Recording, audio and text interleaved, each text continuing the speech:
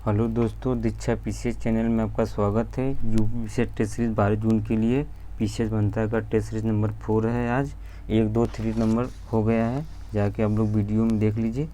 उसके बाद आज टेस्ट नंबर 4 में आपका अर्थव्यवस्था प्लस राज्य विशेष जनसंख्या और नगरीकरण इस टेस्ट में कराया जाएगा और 1 से लेकर 75 तक का क्वेश्चन इसमें है। फिर अगला वीडियो में 75 से लेकर 150 का क्वेश्चन कराया जाएगा। तो पहला क्वेश्चन है, निम्नलिखित में से कौन सा कथन गैर बैंकिंग वित्तीय कंपनियां नॉन बैंकिंग फाइनेंशियल कंपनी को निजी क्षेत्र का बैंक बनाने का आधार नहीं है?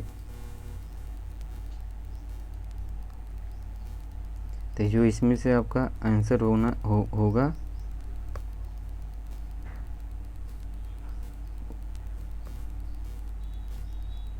आपका किसी बड़े उद्योग घराने द्वारा एनबीसी को संचालित हुआ नहीं होना चाहिए। तो इसमें आपका बी नहीं होना चाहिए, क्योंकि एनबीसी के बिल्कुल नए बैलेंस शीट के अनुसार कम से कम 500 नहीं, कम से कम आपका 200 करोड़ रुपया होना चाहिए, क्योंकि भारत में एनबीसी का निजी क्षेत्र बैंक के रूप में परिवर्तित होने का इतिहास रहा है। आरबीआई ने एनबीसी को निजी क्षेत्र बैंक बनाने की अनुमति के लिए कुछ मापदंड दिए गए हैं, जिसके अनुसार एनबीसी कुल बिल्कुल नहीं बैलेंस शीट के अनुसार एनबीसी के पास कम से कम 200 करोड़ रुपए की निवल संपत्ति होनी चाहिए, जिसे बैंक बनाने के बाद 3 साल के अंदर 300 करोड़ रुपए तक बढ़ाया जा सकता है। अगला क्वेश्चन है, सहकारी बैंकों का शीर्ष स्तर क्या है? राज्य सहकारी बैंक, केंद्रीय सहकारी बैंक, प्राथमिक ऋण समितियां। तो इसमें जो आपका आंसर होगा आपका होगा राज्य सहकारी बैंक, क्योंकि भारत में सहकारी बैंकों का गठन 3 स्तर पे किया गया है। अब 3 स्तर पे कौन कौन सा है?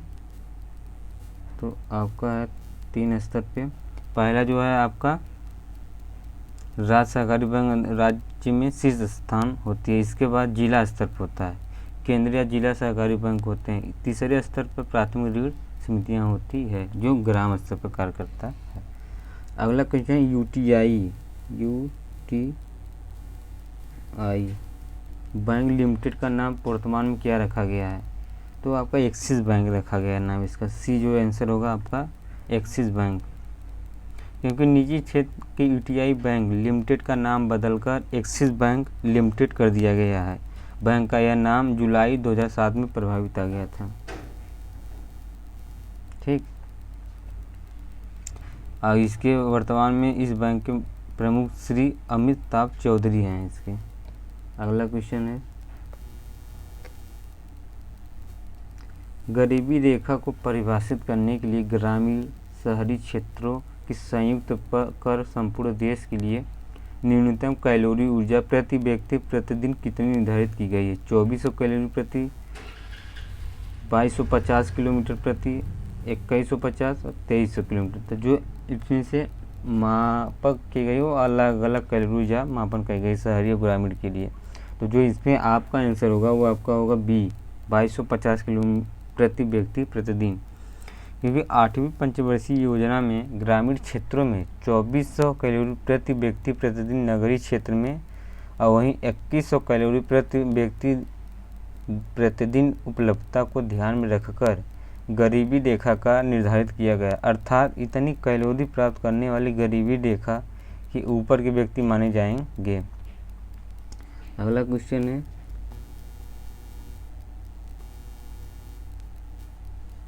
इनमें से किस कमेटी का संबंध गरीबी मापने की समिति से नहीं की गई है?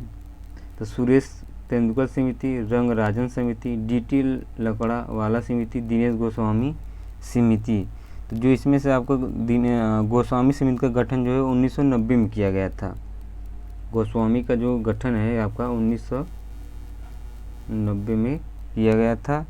इस समिति ने भारत में होने वाले चुनाव के संबंध में कई महत्वपूर्ण सुझाव दिया, जो सिफारिश पेश की थी। इसका संबंध गरीबी मापने की नहीं है और बकिया सब इसमें लगभग सब सही है, सब गरीबी से हैं। अगला क्वेश्चन, आर्थिक समीक्षा वित्त मंत्रालय किस विभाग द्वारा जारी की जाती है? तो ये आपका होगा आर्थिक मामले के विभाग, क्योंकि प्रति व्यक्ति आर्थिक समीक्षा वित्त मंत्रालय के आर्थिक मामले के विभाग द्वारा जारी की जाती है। बजट भी यही विभाग तैयार करता है। अगला क्वेश्चन है,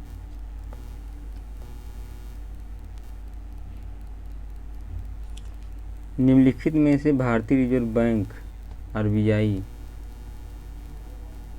कार्य कौन सा से सही है? मौद्रिक नीति का निर्माण करता है तो सही है। करेंसी का निर्माण, ये भी सही है।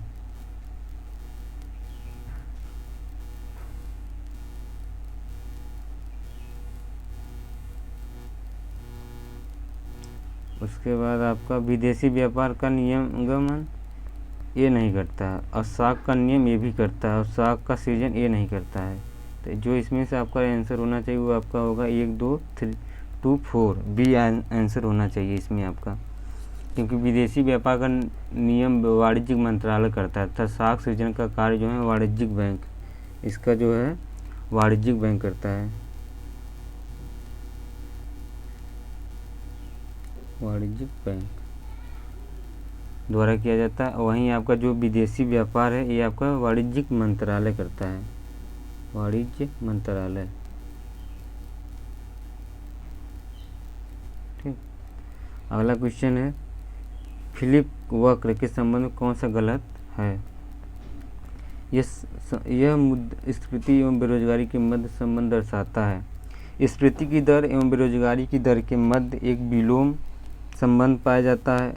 उच्च स्फीतिकारी दर के साथ बेरोजगारी दर कम होगी, निम्न स्फीतिदारी दर के साथ बेरोजगारी दर उच्च होगी। तो इसमें जो आपका आंसर होना चाहिए वो आपका है डी होना चाहिए। निम्न स्फीति दर के साथ बेरोजगारी दर कम नहीं होता, उच्च नहीं होता, कम होता है। यही आपका गलत है, क्योंकि 1958 में MW फिलीपींस में मुद्रास्फीति एवं बेरोजगारी दर में विलोम संबंध पाए, अर्थात उसी स्फीतिकारी करके साथ बेरोजगारी की दर कम होता है।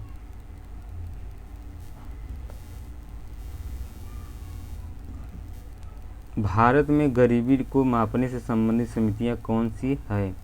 अलग समिति, लकड़वाला समिति, सुरेश तेंदुलकर समिति और चक्रवर्ती समिति।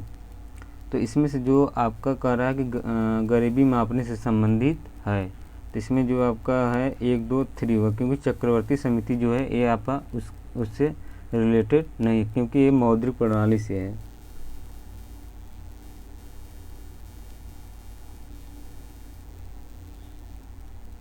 प्रणाली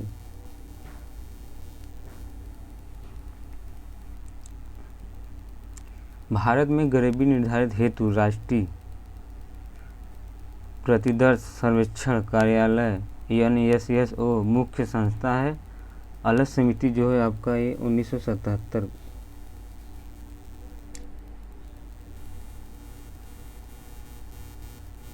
उसके बाद लकड़वा वाला समिति जो है आपका 1989।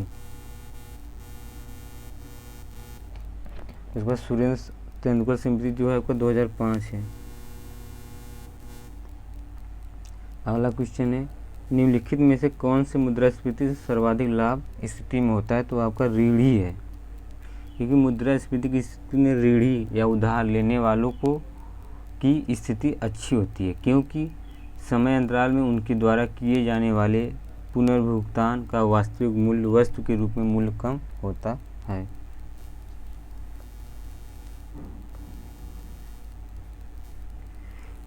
किसान क्रेडिट कार्ड KCC योजना के संबंध में कौन सा कथन नहीं है इसमें से? इस योजना का प्रारंभ वर्ष 1998 में R रेखी समिति की अनुशंसा पर किया गया था। इस योजना के अंतर्गत मृत्यु, अस्थायी विकलांगता की दशा में बीमा कवर प्रदान किया जाता है।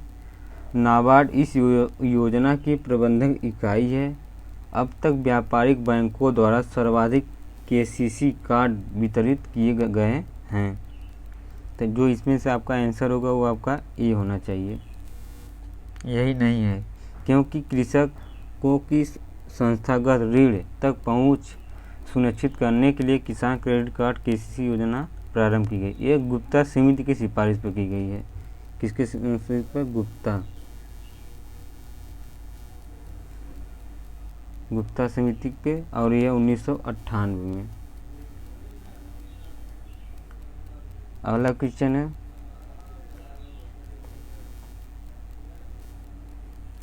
कॉर्पोरेट सोशल रिस्पॉन्सिबिलिटी के तहत सार्वजनिक क्षेत्र के उपक्रमों के कुछ उत्तरदायित्व सौंपे गए हैं। सार्वजनिक क्षेत्र की यह उपक्रम अपने लाभ का 2% सामाजिक उत्तरदायित्व के कार्यों में खर्च करेगा। इसमें से जो आंसर होगा आपका, दोनों सही होना चाहिए।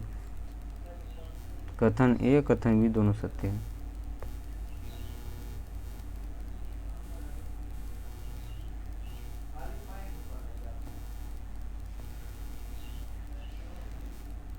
अगला क्वेश्चन, वित्तीय बाजार के निम्नलिखित में से कौन से कार्य हैं?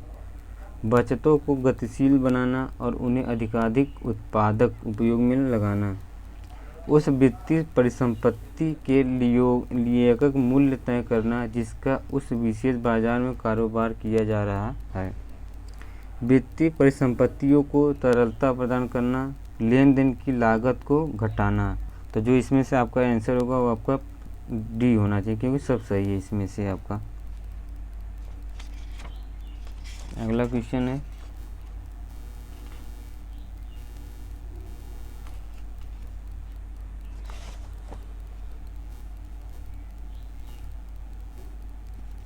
निम्नलिखित में से क्या भारत के चालू खाते घाटे को कम कर सकता है? तो रुपये का मूल्यह्रास, अनिवासी भारतीयों द्वारा प्रेषित धन में वृद्धि, कच्चे तेल की कीमतों में गिरावट। तो जो इसमें से आपका आंसर होगा डी सही होना, तीनों सही है। अगला क्वेश्चन है, गरीबी की अवधारणा के संदर्भ में निम्नलिखित कथनों पर विचार कीजिए। बहुआयामी निर्धारणता सूचकांक MPI की शुरुआत विश्व बैंक द्वारा की गई थी। तेंदुलकर समिति की गरीबी रेखा की अवधारणा मूल मानवीय आवश्यकताओं को पूरा कर पाने की असमर्थता से जुड़ी हुई है। तो सही है।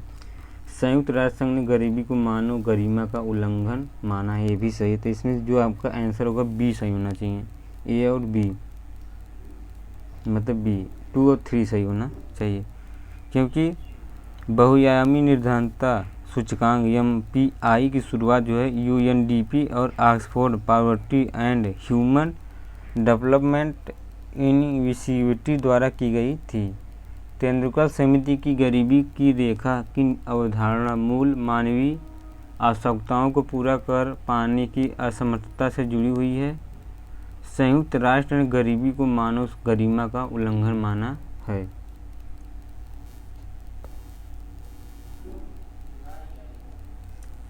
भुगतान संतुलन के पूंजी खाते के अंतर्गत निम्नलिखित में से क्या शामिल है? पहला है विदेशी संपत्तियों पर लाभांश, दूसरा है विदेश से उपहार, विदेशी संस्थागत निवेश। इसमें से जो आपका आंसर होगा वो आपका होगा सी, केवल 3 होना चाहिए, विदेशी संस्थागत निवेश। अगला क्वेश्चन है,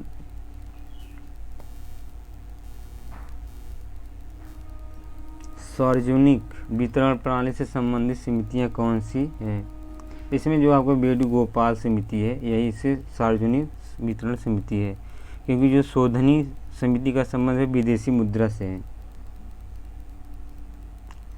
बाजार से गोईपोरिया समिति बैंक सेवा सुधार, मालेगांव समिति प्राथमिक पूंजी बाजार से, तथा वेणुगोपाल समिति जो है सार्वजनिक वितरण प्रणाली से है। इम्पोर्टेंट क्वेश्चन है ये।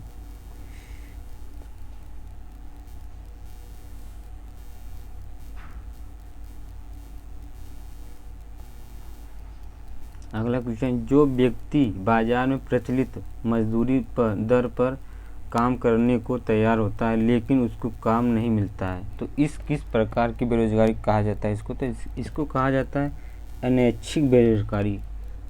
इसमें जो आंसर होगा आपका बी होना चाहिए। अनैच्छिक बेरोजगारी इस प्रकार बेरोजगारी में व्यक्ति काम तो करना चाहता है लेकिन उसे काम नहीं मिलता है क्योंकि अर्थव्यवस्था में काम नहीं है।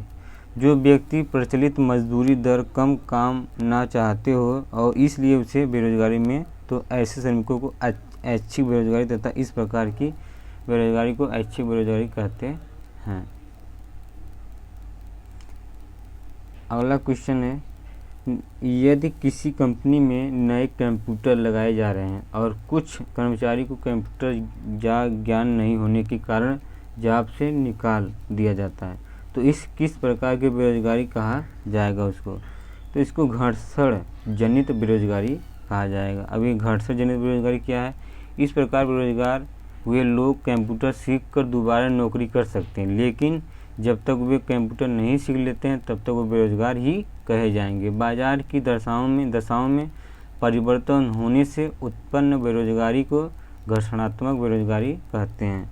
वहीं आपका औद्योगिक क्षेत्र में संरचनात्मक परिवर्तन के कारण परिणाम स्वरूप उत्पन्न होने वाला बेरोजगारी को संरचनात्मक बेरोजगारी कहा जाता है। यह दीर्घकालीन होती है। भारत में इसी प्रकार की बेरोजगारी पाई जाती है। इसके अतिरिक्त प्रच्छन्न बेरोजगारी अथवा छिपी हुई बेरोजगारी को अंतर्गत श्रमिक बाहर से तो काम कर लगे हुए प्रतीत होते हैं, किंतु वास्तव में उन श्रमिकों की उस कार्य में आवश्यकता नहीं होती है, उसको प्रच्छन्न बेरोजगारी कहते हैं। और छिपी हुई बेरोजगारी भी कहते हैं। इस प्रकार की बेरोजगारी को कृषि क्षेत्र में अधिक होता है। और जो भारत में सबसे ज़्यादा बेरोजगारी देखा जाता है वो संरचनात्मक बेरोजगारी होता है। इसमें से जो आंसर सही होगा आपका डी होना चाहिए। अगला क्वेश्चन है, बजट 2021-22 में घोषित मित्र योजना के अंतर्गत कितने टेक्सटाइल पार्क स्थापित करने का लक्ष्य निर्धारित किया गया है? इसमें जो आपका आंसर होगा वो आपका 7 बी। बजट 2021-22 में घोषित मित्र योजना के अंतर्गत अगले 3 वर्षों में 7 टेक्सटाइल पार्क स्थापित करने का लक्ष्य रखा गया है। अगला क्वेश्चन है, रेल मंत्रालय द्वारा किस वर्ष तक भारतीय रेलवे को हरित रेलवे में रूपांतरित करने का लक्ष्य रखा गया है?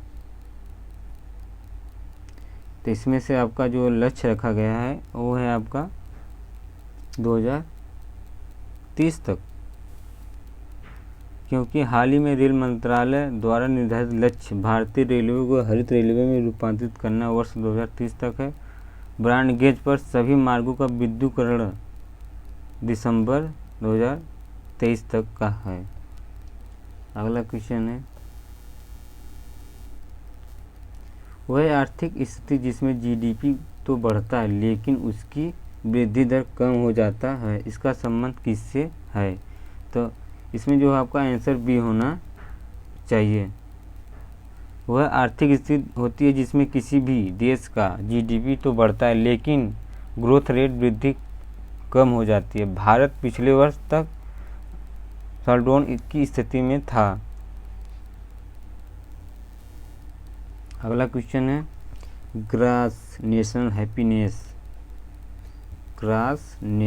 हैप्पीनेस में सम्मिलित है सतत विकास, पर्यावरण संरक्षण, सांस्कृतिक मूल्यों का संरक्षण और सुशासन। तो जो इसमें से आंसर आपका होना चाहिए वो आपका डी है, सब सही है इसमें से आपका, क्योंकि GNH को भूटान नरेश द्वारा 1972 में इस अवधारणा को सम्मिलित किया गया था जिसमें सतत विकास, पर्यावरण संरक्षण, सांस्कृतिक मूल्यों का संरक्षण एवं सुशासन से सम्मिलित किया गया है।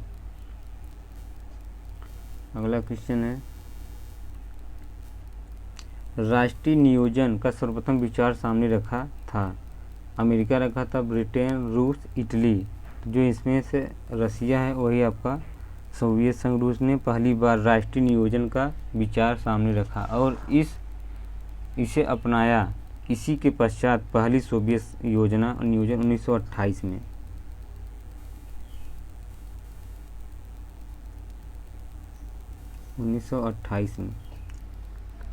में 5 वर्षों के लिए शुरू की गई थी। भारत में नियोजन का विकास इसी के साथ शैक्षिक मामला की तरह शुरू हुआ है। जैसे विश्वरया योजना, फिक्की का प्रस्ताव, कांग्रेस प्रस्ताव आदि रहे हैं।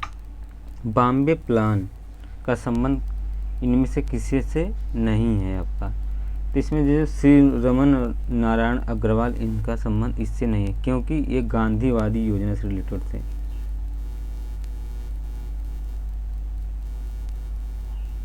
योजना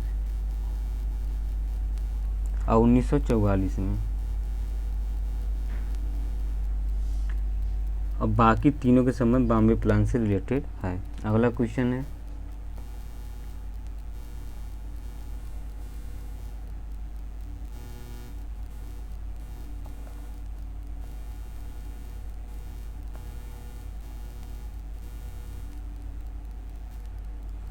किस योजना में गरीबी उन्मूलन तथा आत्मनिर्भरता पर बल दिया गया है? तो इसमें जो आंसर होगा 5वीं योजना में आपका गरीबी उन्मूलन आत्मनिर्भर पर बल दिया गया है। केंद्रीय सरकार ने राष्ट्रीय स्तर पर कार्यान्वयन के लिए केंद्रीय नियोजन का शुरुआत इसी के साथ पंचवर्षीय योजना की शुरुआत की थी और ये शुरुआत आपका 1951 में हुई थी। प्रथम पंचवर्षीय योजना जो थी आपका 1951 में से लेकर 56 तक चली थी। वहीं आपकी दूसरी पंचवर्षीय योजना जो है 1956 से 61 के बीच चली गई थी और तीसरी पंचवर्षीय योजना जो है आपका 1961 से 65 के बीच में हुआ था। और चौथी पंचवर्षीय योजना जो आपका है यह 1969 से लेके आपका 74 तक चला था। वहीं आपकी 5वीं पंचवर्षीय योजना जो है आपका 1974 से लेके 1979 तक चला था। इसमें ही गरीबी 20 सूत्रों का कार्यक्रम 1975 शुरुआत की गई थी। छठी पंचवर्षीय योजना आपका 1980 से 85। 7वीं पंचवर्षीय योजना 1985 से 90। इसमें सिद्धांत विकास, आधुनिकीकरण, आत्मनिर्भर पर सामाजिक न्याय का बात किया गया है। अगला क्वेश्चन, राजस्व प्राप्तियाँ में सम्मिलित होता है आयकर, व्यवसायिक कर, गूगल टैक्स, इसमें से कौन सा सही होगा? तो इसमें से आपको जो है केवल 1 2 3 मतलब तीनों सही होना चाहिए इसमें से। अगला क्वेश्चन है, अब जैसे कुछ थोड़ा बता दें, आयकर विभाग क्या होता है, व्यवसायिक कर क्या होता है, गूगल टैक्स। जैसे आयकर विभाग क्या होता है, ये व्यक्ति की पर्सनल इनकम पर लगाया जाता है आयकर विभाग। वहीं व्यवसायीकरण जो होता है आपका, इसे सरकार द्वारा एक मुक्त ढंग से व्यवसाय पर लगाया जाता है। और गूगल टैक्स क्या होता है, यह इसे यूनियन बजट 2016-17 में लागू करने का प्रस्ताव किया गया था। गूगल, फेसबुक, ट्विटर आदि के द्वारा भारत में विज्ञापन से अर्जित आय पर लगाया जाता है। अगला क्वेश्चन है,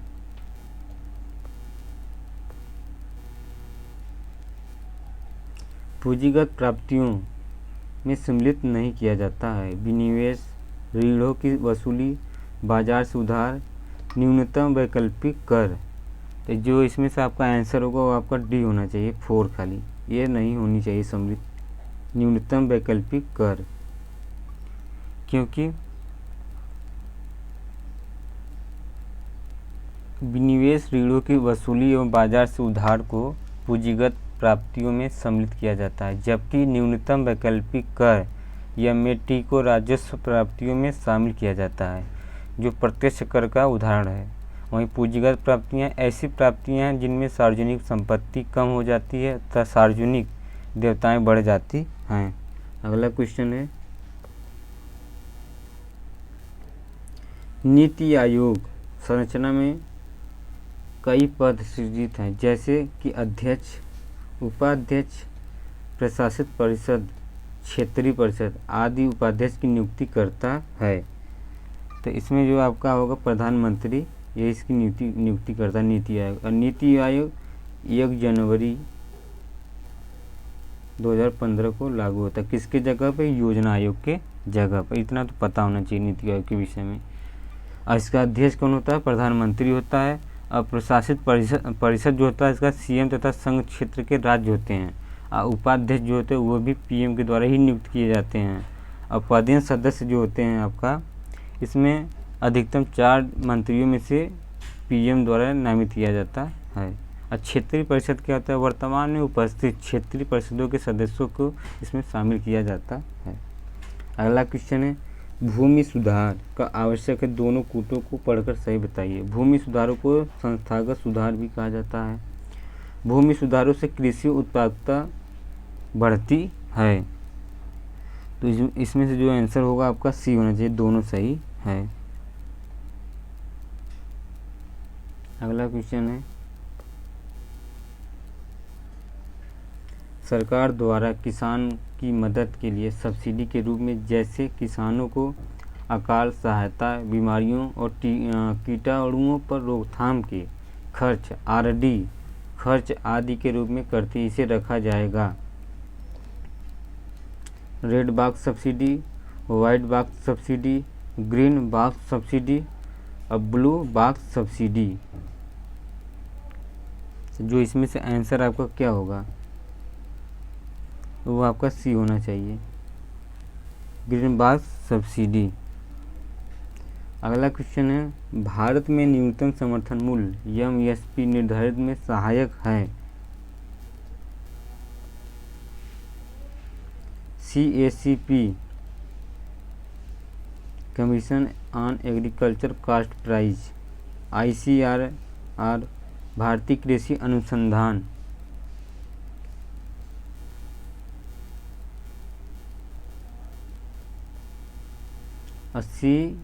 CCEA। इसमें से आंसर क्या होगा आपका, तो होगा आपका डी होना चाहिए, 1 और 3 होना चाहिए इसका आंसर। क्योंकि किसी भी देश में एमएसपी महत्वपूर्ण भूमिका होती है। भारत में एमएसपी की अवधारणा को 1965 में लक्ष्मीकांत झा समिति की सिफारिश पर लागू किया गया था। यह भारत में गन्ने के लिए उचित और लाभकारी मूल्य एफआरपी और अन्य फसलों के लिए न्यूनतम समर्थन मूल्य एमएसपी की अनुशंसा की। अगला क्वेश्चन है, प्रधानमंत्री फसल बीमा योजना PMFBY किसानों द्वारा प्रीमियम स्वीकार किया जाता है। इनमें सत्य कथन कौन सा है। खरीफ फसलों में 5%, रबी फसलों में 1.5%, हॉर्टिकल्चर में 2%। तो जो इसमें से आपका आंसर होगा बी होना चाहिए, केवल 2 सही है। रबी फसलों में 1.5% होता है। और गरीबी जो प्रधानमंत्री फसल बीमा की शुरुआत कब हुआ था, तो 2016 में।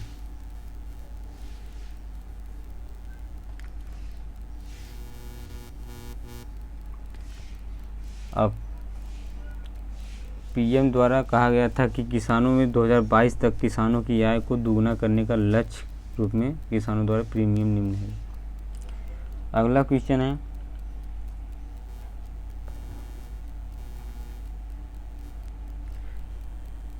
ग्रेंडर बजट सबसे पहले लागू किया जाता है भारत में, यूएसए में, चीन में, ऑस्ट्रेलिया में।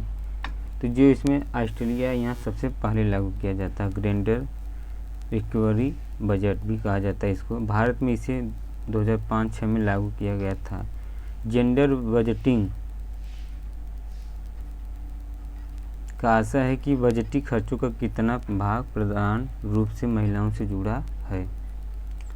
अगला क्वेश्चन, बौद्धिक संपदा अधिकार IPRRS में एक शब्द है, सीमित मीनिंग किया जाता है। कला, संगीत, साहित्य, कंप्यूटर सॉफ्टवेयर और प्रोग्राम से जुड़े नवाचार को। इसमें 35 का जो आंसर होगा आपका डी होना चाहिए सभी, क्योंकि 7 प्रकार के विषयों को सम्मिलित किया जाता है। अगला क्वेश्चन है,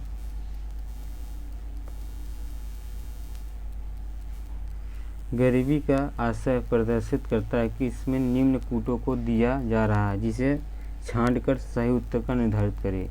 आय की कमी, अशिक्षा, अधिक जनसंख्या। जो इसमें से आंसर होगा आपका डी होना चाहिए, 1, 2, 3 मतलब सभी सही है। अगला क्वेश्चन है, किसी भी परिवार को एम्पावरमेंट पर आने के लिए निम्नलिखित मूलभूत सुविधाओं को शामिल किया जाता है। स्वच्छता, बिजली, शिक्षा, सामाजिक सुरक्षा, स्वच्छ पेयजल, हवाई यात्रा।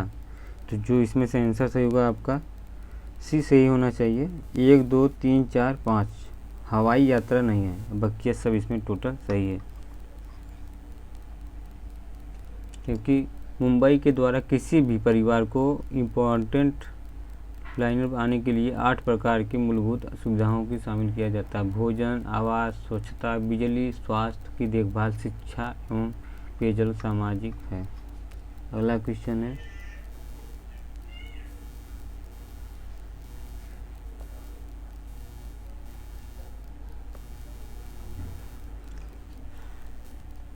दी गई योजनाओं को सही क्रम लगाइए। राष्ट्रीय बागवानी मिशन, राष्ट्रीय कृषि बीमा योजना, उत्तर प्रदेश में किसान भाई योजना, राष्ट्रीय कृषि विकास योजना, प्रधानमंत्री फसल बीमा योजना। तो जो इसमें से आंसर सही होगा आपका ये सही होना चाहिए। पहले कौन था, उसके बाद कौन था? तो पहले आपका जो है उत्तर प्रदेश किसान भाई योजना है। ये कब हुआ था? 1992 में। राष्ट्रीय बागवानी जो है आपका 2005 में है, ये सब पता होना चाहिए। राष्ट्रीय कृषि विकास योजना 2007 में होना चाहिए। उसके बाद राष्ट्रीय कृषि बीमा योजना है जो आपका 1999 में, और वहीं आपका राष्ट्रीय कृषि विकास योजना 1992 में देखेंगे आप। प्रधानमंत्री फसल बीमा योजना 2016 में। अब इसी के हिसाब से सीरियल बाई मिला लीजिए, तो ये आपका आंसर सही हो गया। अगला क्वेश्चन है, कुछ कूटों का मिलाकर सही क्रम बताइए। जैसे काली क्रांति किससे रिलेटेड है, पीली क्रांति, गुलाबी क्रांति और नीली क्रांति। इसमें पूछा कौन सा उत्तर सही है, तो इसमें से आपका जो गुलाबी क्रांति प्याज से रिलेटेड है, क्योंकि हरित क्रांति जो है आपका खाद्यान्न उत्पादन गृहकांतिक उर्वरक है। वहीं आपका नीली क्रांति जो है आपका मांस से रिलेटेड नहीं है, ये आपका मत्स्य उत्पादन। लाल क्रांति टमाटर मांस से है। वहीं आपका जो है फिर पीली क्रांति कच्चे तेल से नहीं है, पीली क्रांति आपका तिलहन से रिलेटेड है। उसके बाद कच्चे तेल नहीं है। और उसके बाद आपका नीली क्रांति हो ही गया, पीली क्रांति हो गया। उसके बाद श्वेत क्रांति जो है दूध उत्पादन से रिलेटेड है। अगला क्वेश्चन, कुछ कुशल श्रमिक को व्हाइट कॉलर जॉब तथा उत्पादन में प्रत्यक्ष रूप से संलग्न श्रमिक को ब्लू कॉलर जॉब वर्ग में नाम से संबोधित किया जाता है, और इसका संबंध जो है किसी क्षेत्र से है। तो ये आपका आंसर होगा, इसमें बी होना चाहिए, द्वितीयक क्षेत्रक। क्योंकि प्राथमिक क्षेत्र यहाँ प्राकृतिक संसाधनों को कच्चे माल के तौर पर प्रयोग किया जाता है, जैसी कृषि कार्य, उत्खनन, पशुपालन, मछली पालन आदि। द्वितीयक क्षेत्र प्राथमिक क्षेत्र के उत्पादन को अपनी गतिविधियों में कच्चे माल के लिए प्रयोग किया करते हैं। और तीसरे क्षेत्र में यह क्षेत्र सेवक क्षेत्र उत्पादन संबंधित है, बैंकिंग, बीमा, चिकित्सा, शिक्षा, पर्यटन, संचार, रिटेल आदि। अगला क्वेश्चन है, विश्व खुशहाली रिपोर्ट जारी करने वाला संस्था कौन सा है? ये आपका SDSN है। विश्व खुशहाली रिपोर्ट संयुक्त राष्ट्र संघ के एक निकाय सस्टेनेबल डेवलपमेंट सॉल्यूशन नेटवर्क द्वारा जारी किया जाता है। पहली रिपोर्ट वर्ष 2012 में जारी की गई थी। इसी के उपलक्ष्य में विश्व खुशहाल दिवस 20 मार्च को मनाया जाता है। अगला क्वेश्चन, BSE ग्रीनएक्स में कितनी कंपनियों की इक्विटी शेयरों का इंडेक्स है? इसमें जो आंसर आपका होगा सी सही होना चाहिए, 25। यह BSE द्वारा शुरू किया गया भारत का प्रथम ग्रीन स्टॉक एक्सचेंज है, जो ऊर्जा उपयोग में कुशल पर्यावरण संरक्षण अपनाने वाली 25 कंपनियों के इक्विटी शेयरों का इंडेक्स है। इसमें सम्मिलित प्रमुख कंपनियां जैसे ICICI, SBI, LT, Tata motors, Sun Pharma, NTPC, Cipla इत्यादि।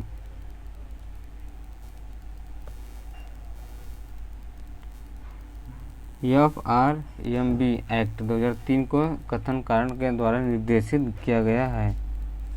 केंद्र सरकार द्वारा राजस्व घाटा तथा राजकोषीय घाटा को कम करने के लिए प्रभावित कदम उठाना, राजकोषीय क्रियाशीलन में अधिकाधिक पारदर्शिता लाना, इसमें से कौन सा सही है, तो आंसर आपका होगा डी होना चाहिए, क्योंकि ए आर दोनों सत्य हैं।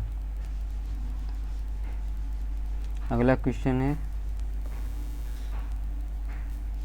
निम्नलिखित में से कौन से युग्म सही सम्मिलित नहीं है। नरसिंघम समिति बैंकिंग सुधार से रिलेटेड है, गोईपेरिया समिति काले धन से पर है, राजा चैलेया समिति कर सुधार से है, दीपक पारेख समिति है आधारित संरचना की वृद्धि हेतु है, जस्टिस एम.बी. शाह संपत्ति जो समिति है जो है बैंक सुधार से रिलेटेड है। जिसमें पूछा है कौन सा सम्मिलित नहीं है, ये ध्यान देना होगा आपको, कौन सा है और कौन सा नहीं है। तो जो इसमें से सी आंसर होगा ये आपका नहीं है, क्योंकि भारत में स्वतंत्र के पश्चात कई महत्वपूर्ण समितियां का गठन किया गया था, जिससे गोईपेरिया समिति जो है बैंक सेवा सुधार से रिलेटेड है। उसके बाद जस्टिस एम.बी. शाह समिति जो है काले धन पर है।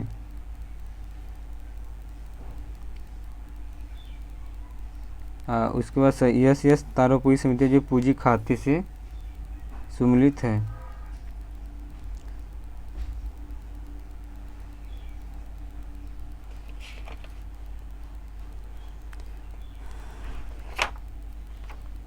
अगला क्वेश्चन है,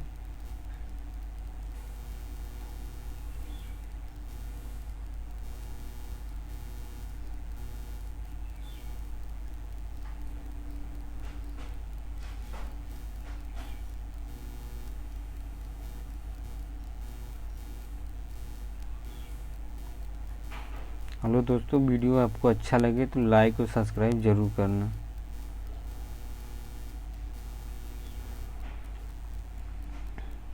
अगला क्वेश्चन है, मुद्रास्फीति का प्रभाव होने से किन लोगों का लाभ होता है। ऋण, कृषक, उत्पादक, व्यापारी वर्ग, पेंशन भोगी।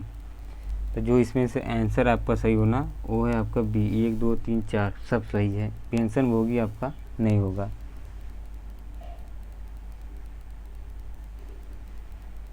अगला क्वेश्चन है, उपभोक्ता मूल्य सूचकांक CPI को जारी करता है। श्रम एवं रोजगार मंत्रालय, वाणिज्यिक एवं उद्योग मंत्रालय, भारतीय रिजर्व बैंक, वित्त मंत्रालय। जो इसमें से आंसर होगा आपका ये सही होना चाहिए, श्रम एवं बेरोजगार मंत्रालय। इसमें से दोस्तों जो आपका क्वेश्चन निम्नलिखित में से कौन सा युग्म सम्मिलित है, इसमें से आपका सही जो है आपका आंसर है 44 का आपका सी सही होना चाहिए। सी का मतलब कि आपका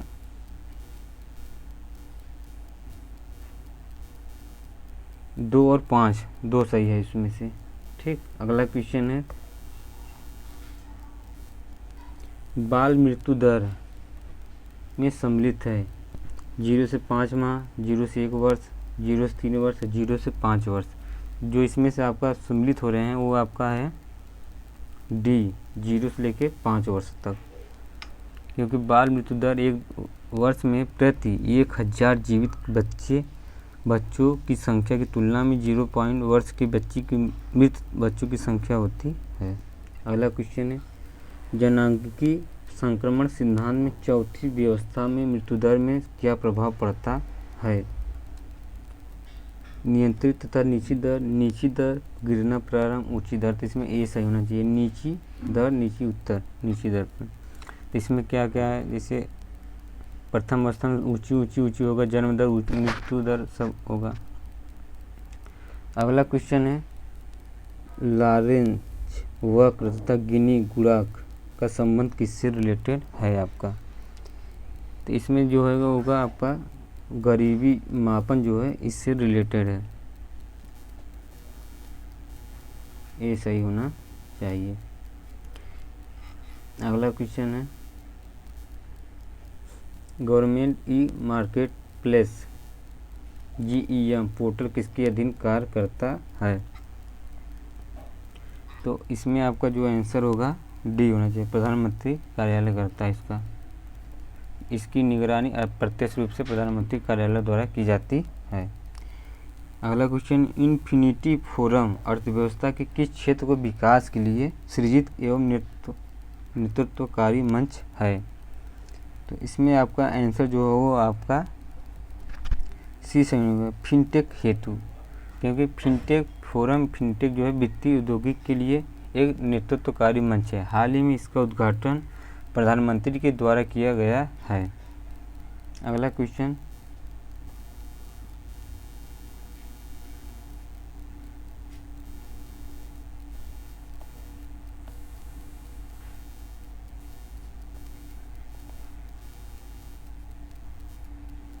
हाल ही में चर्चित सर्विसेज डोमो सिस्टम रेगुलेशन (SDR) के संबंध में क्या गलत है?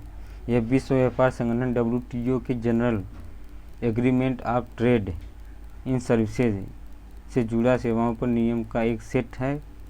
इसे सर्वप्रथम वर्ष 2017 में ब्यूनस आयर्स में आयोजित WTO के मंत्री स्तरीय सम्मेलन में पेश किया गया था। इसका प्रमुख उद्देश्य वैश्विक सेवा व्यापार की लागत को कम करना, भारत सहित विश्व की प्रमुख अर्थव्यवस्था में इन समझौते का समर्थन करना। इसमें से पूछ रहा है कौन सा गलत है?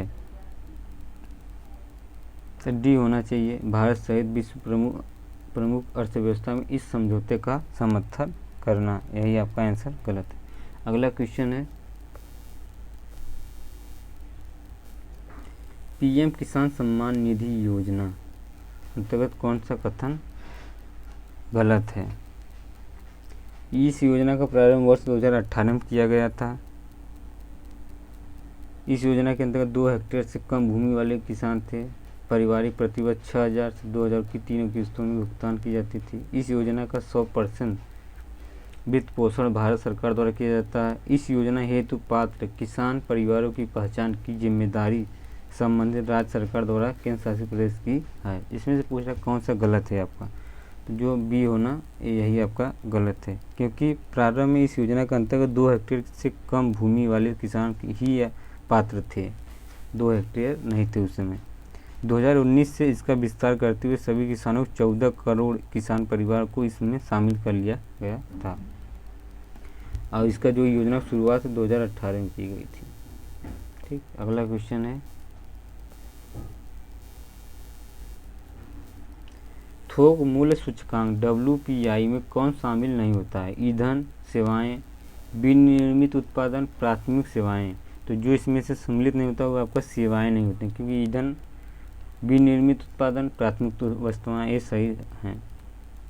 क्योंकि थोक बिक्री के दौरान वस्तुओं की कीमतों में औसत परिवर्तन की माप थोक मूल्य सूचकांक के अंतर्गत की जाती है। इस उद्योग संबंध और आंतरिक व्यापार विभाग DPIIT के आर्थिक सलाहकार कार्यालय द्वारा जारी किया जाता है। अगला क्वेश्चन है, हाल ही में unified logistics interface platform hackathon किसके द्वारा आयोजित किया जाता है? तो ये आपका नीति आयोग एवं अटल इनोवेशन मिशन के तहत।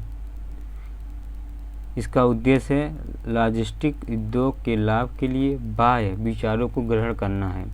यह हैकाथॉन भारत में लॉजिस्टिक उद्योग की दक्षता बढ़ाने और लागत को कम करने के लिए डिज़ाइन किया गया है, जो सभी हितधारकों को रियल टाइम में सूचना प्रदान करने के साथ उससे संबंधित कमियों को दूर करेगा। अगला क्वेश्चन है, हाल ही में भारत का पहला राष्ट्रीय बहुआयामी निर्धारणता सूचकांक किस संस्था के द्वारा जारी किया जाता है? तो नीति आयोग, राष्ट्रीय सांख्यिकी कार्यालय NSO, नीति आयोग और राष्ट्रीय सांख्यिकी कार्यालय, उपयुक्त में से कोई नहीं। जो इसमें आंसर होगा आपका वो होगा ए, नीति आयोग द्वारा। हाल ही में भारत का पहला राष्ट्रीय बहुआयामी निर्धारणता सूचकांक आधार रेखा रिपोर्ट के डैशबोर्ड नीति आयोग ने संयुक्त राष्ट्र विकास कार्यक्रम UNDP तथा ऑक्सफोर्ड निर्धारणता और मानव विकास पहल OPHI के सहयोग से जारी किया जाता है। अगला क्वेश्चन है,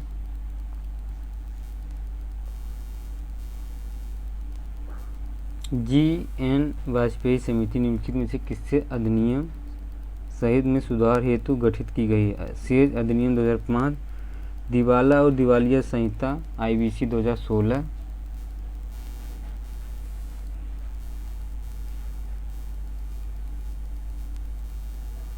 बैंकिंग अधिनियम 1949, आश्रम संहिता। तो इसमें से जो आपका आंसर सही होगा वो आपका बी होना चाहिए।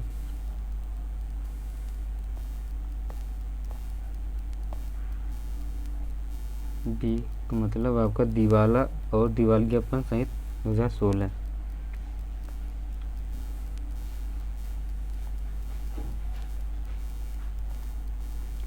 अगला क्वेश्चन है, निम्नलिखित में से कौन गैर निष्पादक संपत्ति एनपीए की श्रेणी नहीं है? तो सब standard assets, doubtful assets, loss assets, band assets. तो जो इसमें से पूछ रहा है कौन सा श्रेणी में नहीं है, तो आपका जो होगा डी आंसर।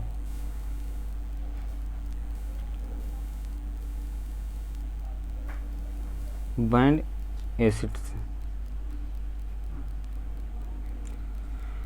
अगला क्वेश्चन है, हाल ही में विश्व बैंक द्वारा अपनी किस महत्वपूर्ण वैश्विक रिपोर्ट का प्रकाशन बंद करने की घोषणा की गई? Ease of living index, world development report, ease of doing business report, global economy prospect report. तो जो इसमें से आंसर होगा आपका सी सही होना चाहिए। Ease of doing business report को बंद करने के लिए प्रकाशित किया गया है।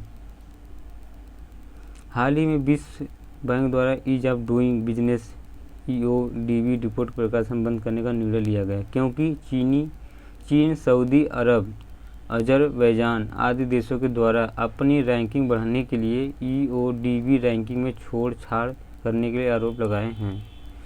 और विश्व बैंक एक अंतर्राष्ट्रीय मुद्रा कोष IMF की स्थापना वर्ष 1944 के ब्रेटन वुड्स सम्मेलन में की गई थी। अगला क्वेश्चन है, हाल ही में किस देश के द्वारा अपने नागरिक के बीच बढ़ती आर्थिक असमानता को कम करने के लिए साझा समृद्धि कार्यक्रम प्रारंभ किया गया है? तो आंसर होगा आपका चीन।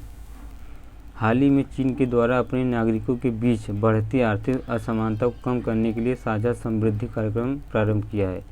वैश्विक स्तर पर आय असमानता के मापन के लिए सबसे लोकप्रिय उपकरण गिनी सूचकांक है, जो पूर्ण समानता से एक पूर्ण असमानता स्केल पर आया है। इसे असमानता का मापन करते हैं। अगला क्वेश्चन, PM गति शक्ति राष्ट्रीय मास्टर प्लान में कुल कितने मंत्रालयों को डिजिटल प्लेटफॉर्म पर लगाए जाने की योजना तैयार की गई है? तो यह है आपका 16।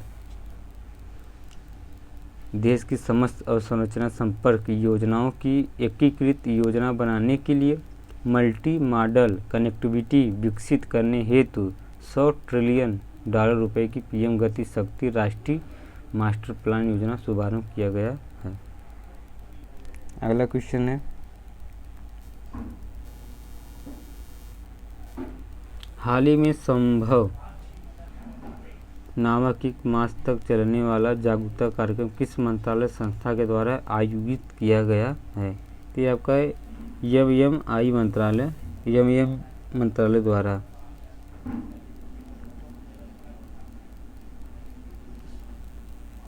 SME मंत्रालय द्वारा ये जारी किया जाता है। 1 माह तक चलने वाला ये जागरूकता कार्यक्रम सूक्ष्म लघु एवं मध्यम उद्यम मंत्रालय द्वारा। अगला क्वेश्चन है,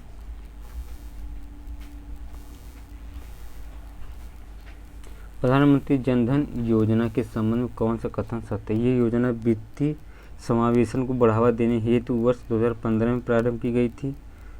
50,000 की जीवन बीमा सुरक्षा प्रदान की जा रही है। 100,000 की दुर्घटना बीमा सुरक्षा प्रदान की जा रही है। 6 माह तक खाते को संतोषजनक संचालन के बाद 5,000 तक की ओवरड्राफ्ट सुविधा प्रदान की जा रही है।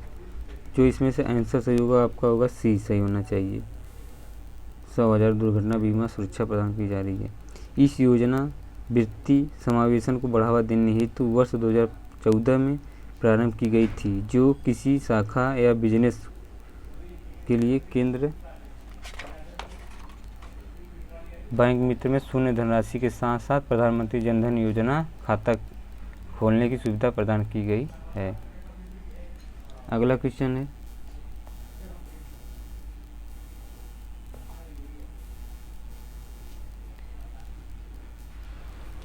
भारत में वित्तीय समावेशन सूचकांक FII किस संस्था मंत्रालय के द्वारा जारी किया जाता है? तो ये आपका है भारतीय रिजर्व बैंक। अगला क्वेश्चन, नियो बैंक के संबंध में क्या सत्य है?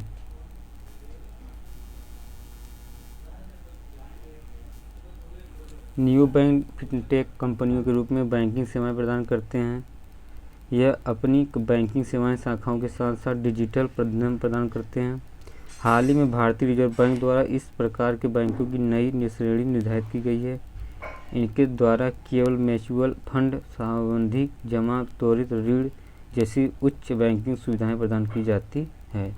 इसमें से पूछा कौन सा सत्य है? तो इसमें जो सत्य होगा ये है आपका, यह बैंकिंग सेवाएं शाखाओं के साथ साथ डिजिटल माध्यम से प्रदान किया जाता है। अगला क्वेश्चन है,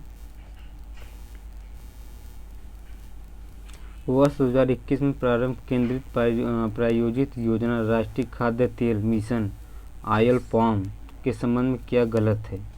इसे आगामी 5 वर्षों में 25-26 में पाम ऑयल के घरेलू उत्पादन को बढ़ावा देने के लिए प्रारंभ किया गया है। वर्तमान में संचालित राष्ट्रीय खाद्य सुरक्षा मिशन (IL-PAM) कार्यक्रम को इन नवीन योजनाओं में समाविष्ट किया जाएगा। पश्चिमी भारत के गुजरात, राजस्थान राज्य पर विशेष ध्यान दिए जाने का प्रावधान किया गया है। किसानों को अंतर्राष्ट्रीय कीमतों में उतार चढ़ाव से रक्षा के लिए व्यवहार्यता अंतराल वित्त पोषण VGCS के रूप में मूल्य आश्वासन प्रदान किया जाएगा। इसमें से पूछा क्या गलत है? तो इसमें जो आपका सी आंसर होगा यही गलत होगा, सी, क्योंकि जो ये आपका गुजरात नहीं है, पश्चिम का जो पूर्वी हिस्सा जो राज्य हैं उनके लिए है ये। क्योंकि राष्ट्रीय खेल आयल जो है PAM NMEO-OP योजना के अंदर पूर्वोत्तर भारत तथा अंडमान और निकोबार द्वीप समूह पर विशेष ध्यान दिए जाने का प्रावधान किया गया है।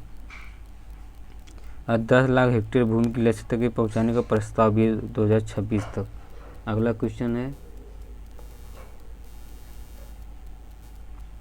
निम्नलिखित में से कौन सा कथन गलत है? तो इसमें से आपका जो आंसर होगा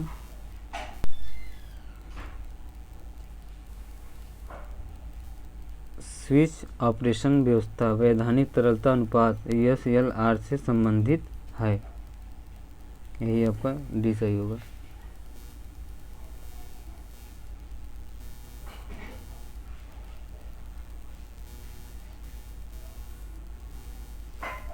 अगला क्वेश्चन है,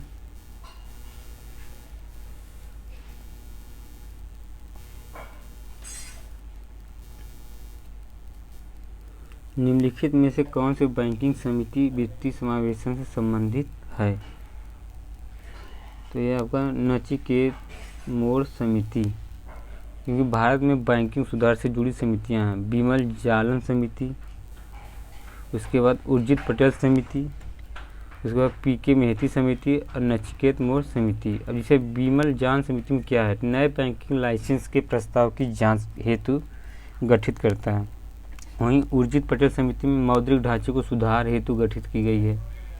प्री के मेहता समिति में निजी क्षेत्र बैंक के कॉरपोरेट संरचना, और वही नचिकेत के मोड़ समिति में लघु व्यवसाय और अल्प आय वाले परिवारों की वित्तीय सेवाएं प्रदान करना।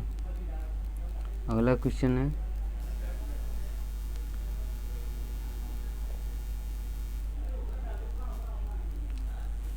त्वरित सुधारात्मक कार्रवाई PCA फ्रेमवर्क के संबंध में सत्य नहीं है। भारतीय रिजर्व बैंक द्वारा PNP की समस्या से निपटने के लिए इसे अपनाया गया है। इसके प्रावधान सभी वाणिज्यिक बैंक, सहकारी बैंक और गैर बैंकिंग वित्तीय कंपनियां NBC पर लागू होते हैं। तो जो इसमें आंसर सही होगा आपका बी होगा, मतलब 2 खाली सही होगा, पहला गलत है। क्योंकि बैंकिंग क्षेत्र में NPA की समस्या से निपटने के लिए RBI द्वारा त्वरित सुधारात्मक कार्यवाही फ्रेमवर्क अपनाया गया है। इसके अंतर्गत निम्नलिखित मानकों पर बैंकों को निगरानी में रखा जाएगा, जैसे पूंजी पर्याप्त अनुपात, निवल NPA, परिसंपत्ति पर प्रतिफल। नोट में है PCA फ्रेमवर्क सिर्फ वाणिज्यिक बैंकों पर लागू होता है। यह फ्रेमवर्क सहकारी बैंकों और गैर बैंकिंग वित्तीय कंपनियों पर लागू नहीं होता है। अगला क्वेश्चन है, भारतीय प्रतिस्पर्धा आयोग CCI की स्थापना किस समिति आयोग की अनुशंसा पर की गई है? केसी दास गुप्ता समिति, विजय केलकर समिति, MBS राघवन समिति, गोईपोरिया समिति। तो जो इसमें से आंसर होगा आपका MBS राघवन समिति। केसी दास गुप्ता आयोग की सिफारिश पर एकाधिकार तथा प्रतिबंधात्मक व्यापार व्यवहार अधिनियम MRTP एक्ट 1969 में लागू किया गया था। MBS राघवन समिति के सुझाव पर इसे समाप्त कर अक्टूबर 2003 में सांविधिक निकाय के रूप में भारतीय स्पर्धा आयोग CCI का गठन किया गया, जो प्रतिस्पर्धा अधिनियम 2002 के परिवर्तक के लिए उत्तरदायी है। अगला क्वेश्चन है, मृदा स्वास्थ्य कार्ड योजना के संबंध में क्या सत्य है?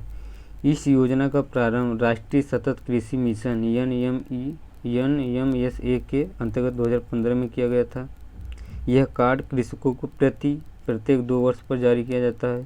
ग्रामीण क्षेत्र के 40 वर्ष तक आयु के किसानों को मृदा स्वास्थ्य प्रयोगशाला स्थापित करने की अनुमति प्रदान की गई है।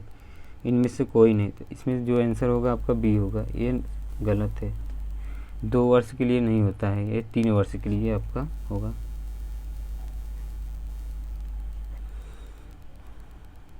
अगला क्वेश्चन है, केंद्रीय बजट 22-23 में घोषित PM डिवाइन योजना किस क्षेत्र से संबंधित? नक्सल प्रभावित क्षेत्र के लिए, उत्तर पूर्व भारत के विकास के लिए, केंद्र शासित प्रदेश के लिए, तराई क्षेत्र के लिए। तो जो इसमें से आपका आंसर होगा आपका बी होना चाहिए, क्योंकि उत्तर पूर्व भारत के लिए ये डिवाइन योजना शुरू की गई है। योजना उत्तर पूर्व भारत के अवसंरचनात्मक और सामाजिक विकास की गति प्रदान करने हेतु कोष उपलब्ध कराने के लिए प्रारंभ की गया है। अगला क्वेश्चन, केंद्रीय बजट 22-23 में वर्चुअल संपत्तियों के हस्तांतरण से अर्जित आय पर कितने प्रतिशत कर की घोषणा की गई है? इसमें जो आपका है 30%। अगला क्वेश्चन है, बजट भाषण 2022-23 में घोषित विजन आर इंडिया GML100 के लक्ष्य को प्राप्त करने के लिए चयनित प्राथमिकता प्राप्त क्षेत्रों में कौन सा शामिल नहीं है? इसमें आत्मनिर्भर भारत नहीं, क्योंकि PM गति शक्ति है, समावेशी विकास है, क्लाइमेट एक्शन भी है, क्योंकि वित्त मंत्रालय सीतारमण द्वारा बजट भाषण में 2022-23 में भारतीय स्वतंत्रता के 75वें वर्ष 100 वर्ष को अमृतकाल के रूप में घोषित हुए थे। इसे विजन फॉर इंडिया GML100 के लक्ष्य को प्राप्त करने के लिए निम्नलिखित 4 प्राथमिकता वाले क्षेत्रों को चयनित किया गया है: PM गति शक्ति, समावेशी विकास, क्लाइमेट एक्शन और निवेशों का वृद्धि। तो दोस्तों 75 क्वेश्चन तक हो गया। इसके बाद अगले वीडियो में 75 से लेकर 150 क्वेश्चन तक करा दिया जाएगा। और ये वीडियो आपको अच्छा लगे तो लाइक और सब्सक्राइब जरूर करना।